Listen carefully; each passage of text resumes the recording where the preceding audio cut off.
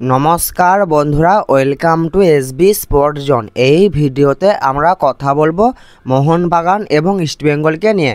মোহনবাগান এবং ইস্টবেঙ্গলকে নিয়ে বেশ কিছু গুরুত্বপূর্ণ বড় আপডেট বেরিয়ে আসছে। এই আপডেটগুলোই আজকের এই ভিডিওতে তোমাদেরকে জানাবো। তো চলো বেশি দেরি না করে ভিডিওটা শুরু করা যাক। প্রথমেই আমরা কথা বলবো মোহনবাগানকে নিয়ে। মোহনবাগানকে নিয়ে যে আপডেটটা বেরিয়ে আসছে সেটা হলো যেটা জানতে পারা যাচ্ছে যে মোহনবাগান ম্যানেজমেন্ট তারা নিতে চাইছে বেঙ্গালুরু এফসির লেফট ব্যাকে খেলা প্লেয়ার নাওরেম রোশন সিং।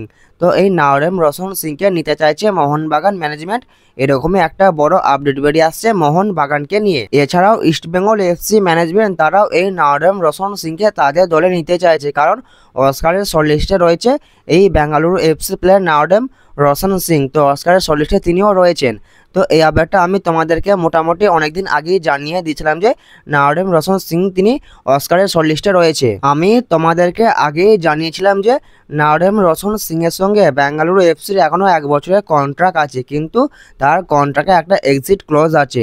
তিনি চাইলেই যে কোনো ক্লাবে সাইন করতে পারেন, কিন্তু ব্যাপারটা হলো এটাই যে বেঙ্গালুরু এফসি তারা নাওরেম রোশন সিংকে তাদের দলে রেখে দিতে চায়, কিন্তু নাওরেম রোশন সিং তিনি বেঙ্গালুরু এফসির কাছ থেকে 3 কোটি টাকার মতন দাবি করছে তার মার্কেট ভ্যালু।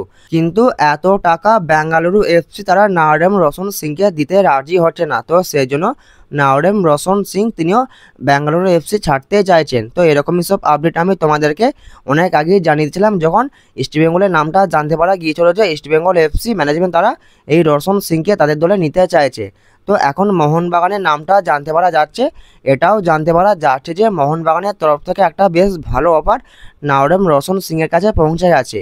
তো দেখা যাক শেষমেশ মোহনবাগান না ইস্টবেঙ্গল না অন্য কোনো দল এই নাওরেম রোশন সিংকে সাইন করা, এটা এখন দেখার বিষয়। তো এখন লড়াইটা মোটামুটি মোহনবাগান এবং ইস্টবেঙ্গলের মধ্যেই চলছে, এরকমই আপডেট বেরিয়ে আসছে এই প্লেয়ারটাকে নিয়ে। এরপর আমরা কথা বলবো ইস্টবেঙ্গল এফসিকে নিয়ে। তো ইস্টবেঙ্গল এফসিকে নিয়ে প্রথম যে আপডেটটা তোমাদেরকে জানাবো সেটা হলো যে আমি তোমাদেরকে মোটামুটি অনেকদিন আগেই জানিয়েছিলাম যে অস্কার বুজো তিনি তার পছন্দের 3 জন বিদেশিকে ইস্টবেঙ্গলে আনবে, এরকমই আপডেট বেরিয়ে আসছে। তো দুজনের নাম তখন তোমাদেরকে আমি জানিয়ে রেখেছিলাম। তো প্রথমে আছেন রবসন রবিনো, তারপরেই আছেন মিগুয়েল ফিরেরা। তো 3 নম্বর বিদেশির নামটা তখন জানতে পারা যায়নি 3 নম্বর বিদেশিটা কে, কিন্তু এখন সেই 3 নম্বর বিদেশির নামটা জানতে পারা যাচ্ছে। প্লেয়ারটির নাম হচ্ছে আসরর গফুরর।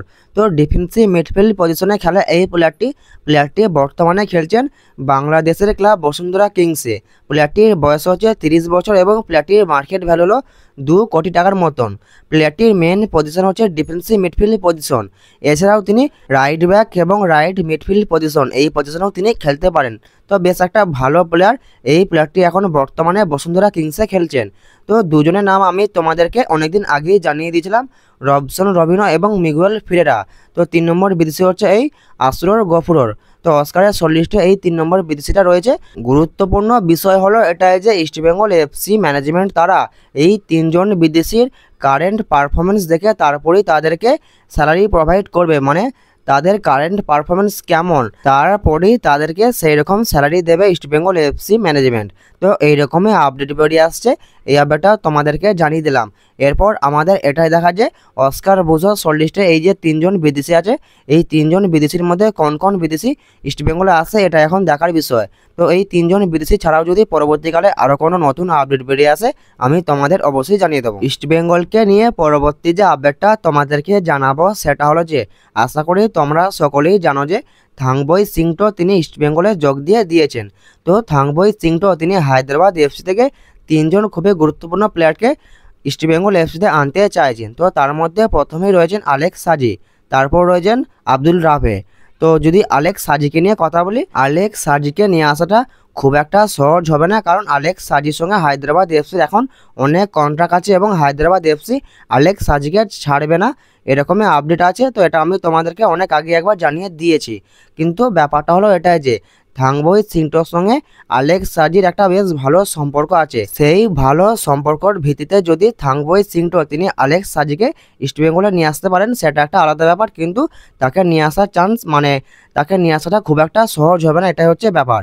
আর যদি আব্দুল রাবেকে নিয়ে কথা বলি তো আব্দুল রাবের সঙ্গে ইস্টবেঙ্গল এফসি ম্যানেজমেন্ট তারা অলরেডি কথাবার্তা শুরু করে দিয়েছে।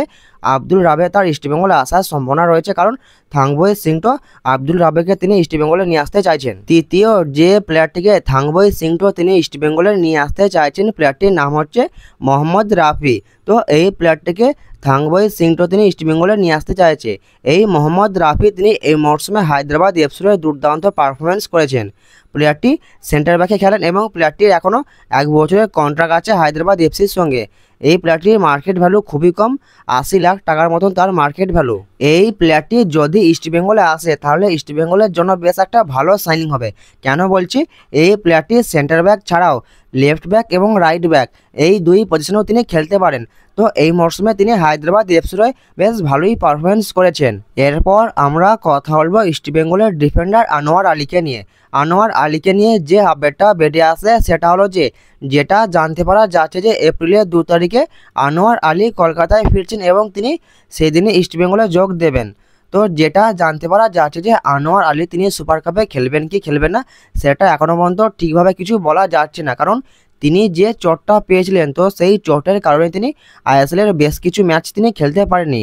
তো ইস্টবেঙ্গলে আসার পর তার সেই চোটের জায়গায় ভালো করে পরীক্ষা নিরীক্ষা করা হবে এবং মেডিকেল টিম সিদ্ধান্ত নেবে যে সুপার কাপের জন্য আনোয়ার আলী তিনি কতটা তৈরি, এবং তারপর সিদ্ধান্ত নেবে অস্কার বুজো। এছাড়াও এপ্রিলের 4 তারিখ থেকে ইস্টবেঙ্গল এফসির কোচ অস্কার বুজো তিনি সুপার কাপের প্রস্তুতি শুরু করবে তার পুরো দল নিয়ে। তো ইস্টবেঙ্গল এফসিকে নিয়ে এরকমই আপডেট বেরিয়ে আসছে, এই আপডেটগুলো তোমাদেরকে জানিয়ে দিলাম। আজকের এই ভিডিওতে তোমাদেরকে এই আপডেটগুলোই জানানো ছিল, এই আপডেটগুলো তোমাদেরকে জানিয়ে দিলাম। ভিডিওটা যদি ভালো লাগে ভিডিওটা সবাই একটা লাইক করে দিও, যারা আমাদের চ্যানেলে প্রথমবার আসবে চ্যানেলটা অবশ্যই সাবস্ক্রাইব করে দিও। তো দেখা হচ্ছে নতুন কোনো একটা ভিডিওতে।